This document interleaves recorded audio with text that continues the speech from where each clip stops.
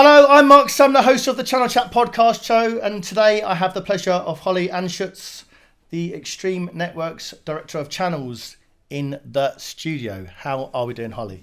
Well done. Yeah, I got it out. Yeah, for the listeners, I was going to get her surname wrong, but I think I managed to get it right. You got it absolutely right. And very well, thank you, Marc. Thank you for inviting me. No, thank you for coming in. So, Holly, normally when I get a guest in the studio, I normally scour their LinkedIn profile and sort of pick out something. I think, why did they do that? And when I looked at your profile, I thought, Holly's obviously gone into the technology industry. I looked at your profile and I thought, she joined North Amber, which I believe in those days was a pretty tough environment. So take me back. What made you join distribution and what made you get into the tech industry at North Amber? I think there wasn't an actual decision around me joining distribution as that's what I'm going to do. I think it was a job. In fact, I know exactly what it was. You've just reminded me. So obviously my dad wanted me to get a proper job because I was living at home at the time. And there was a definite push into what are you going to do? And at the time, his best friend had his own recruitment agency, and he knew David, and said there's some roles going at North Amber in credit control, and my dad said I think you should go for that. So I did, and I got the job. Not that I had any experience, obviously, at 17, 18 of credit control or any interest in it, actually. So there was no plan to go in IT? There wasn't some big thought process? No. It was just a job, pay me some rent. Stop sponging off me. That was really what it was. So, so that's why I went into distribution. But it very quickly escalated from credit control into... I left and came back quite soon after into a role in the HP team. So as a product manager for HP specialist. And give us a grounding of it, because I mentioned to you over lunch that I think everyone that comes to tech should experience distribution. I think it's a really good grounding on how the actual IT channel works. So tell me about your grounding in your first few years there. North Amber was a very interesting place. It was wow, this is a long time ago now, but North Amber was a very kind of in your face kind of company. I think you knew. I've recruited for that. Yeah. Oh, you have? Okay. Yeah, I did quite a lot of recruitment for them. Yeah. So high turnover of staff, maybe. Yeah. It was a big, packed, loud, noisy sales floor, open, big sales floor. Big mix of people. It was quite diverse. It was quite like I say, loud and in your face. And at the time I was I was 18 when I kind of started there on the main sales floor. So out of the little hole that was credit control, which people didn't really go in and see. But I will tell you a story. So like I say, big loud sales floor. I didn't think of this when we were having lunch, and I've just remembered it. I used to have to walk up onto the sales floor when you were in credit control to go up and deliver or collect whatever paperwork needed to be collected, and you'd get heckled, let's say. I'll say heckled. And clearly on one occasion I'd upset a lady called Janet Hancock. I remember her name. She was not a very nice woman. I don't know where she is now, but she wasn't a very nice woman. And clearly I was wearing a skirt that was too short. Because she made me stand on a chair and measured my skirt. No way! And sent me home to change. Yeah. Really? Yeah, I just remembered that. My God. So you can imagine the fear of going onto that sales Were you floor. like 18? I was 18. Oh my God. Yeah.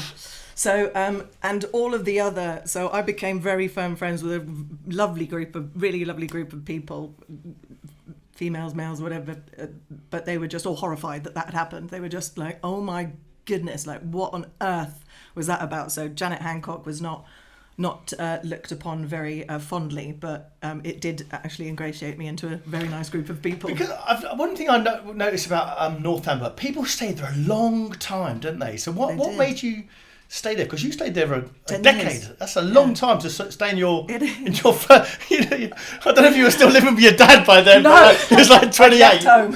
I left home as that's it, right? I'm leaving, not paying you rent.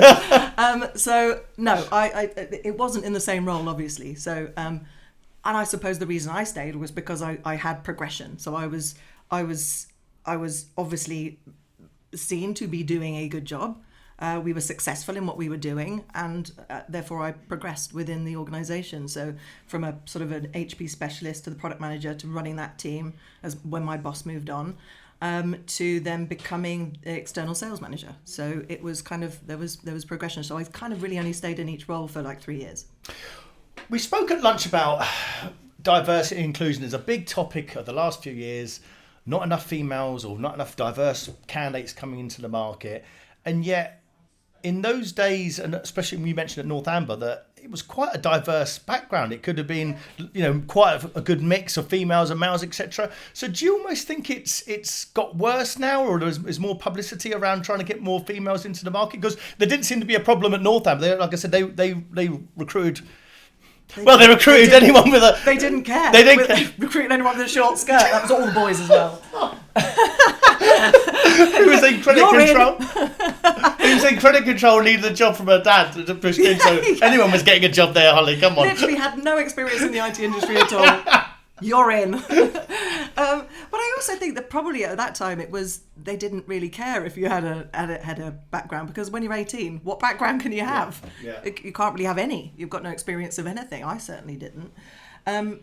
But yeah, like I think we spoke about it at lunch, that kind of reverse engineering of I didn't feel, apart from obviously being made to stand on a chair, I didn't feel like there was any issues with anything at all. It was just like, do your job. If you're doing your job well, we'll pay you well, and carry on as you are.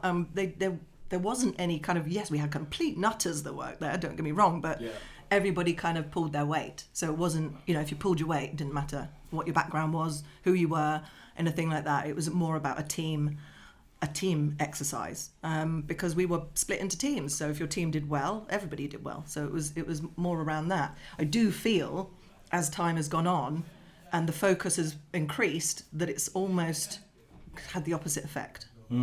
Because you got promoted to external sales management, and you've been there 10 years. Why did you decide to leave? What was it time to move on? I think at that time things had changed. Certain elements in the industry had changed. Vendors that we worked for were changing. We had before, there was vast amounts of money being thrown around in spiffs, and it was getting ridiculous how many vendor days there were in a week, and what you'd walk away with, in terms of your car filled with TVs and stereos and microwaves or whatever. Yeah. There was a shift. I think there was just a seismic shift, and people didn't like what that change represented. So those people that were in part of that kind of big group were starting to sort of leave to do other things, maybe retire, maybe do completely different jobs. And I was one of those people that left to do something completely different. I just left the industry. And what did you do, Holly? Tell the listeners what you did. I did a bit of a crazy thing. As my dad, again, back to my dad. What are you doing? I'm going to start my own track day company. Dad, motorbike track day company. Okay. So I did that. I just started a track day company. So I took my motorbike, and me and my business partner, and had some trucks, and travelled around Europe with our motorbikes and 60 other people's motorbikes, and did track days. So yeah, it was good fun. But the industry drew you back, and what made you come back into the IT industry? Because you could have, after that, you had 10 years at North Amber, you did your own business, you could have done anything at that point. Yeah. What made you come back into the industry? Because I needed to earn some money. Because although the glamorous life of wandering around with your motorbike in a truck's like kind of cool, a little bit nomadic, and there's no money in it at all. So it was fun. So when people say, "Hey, just do what your hobby is," it's a lie. Yeah, don't do that. Don't You won't do know that. You'll be skint. Go into the IT industry. You'll earn more money. It was basically the need to. I had to close the company down. The recession hit. I needed to pay people off, not like the mafia or anything. Actually pay them their wages, and And I needed to be back in a solvent position. So the IT industry was where I was heading. So yeah. So that was Panasonic.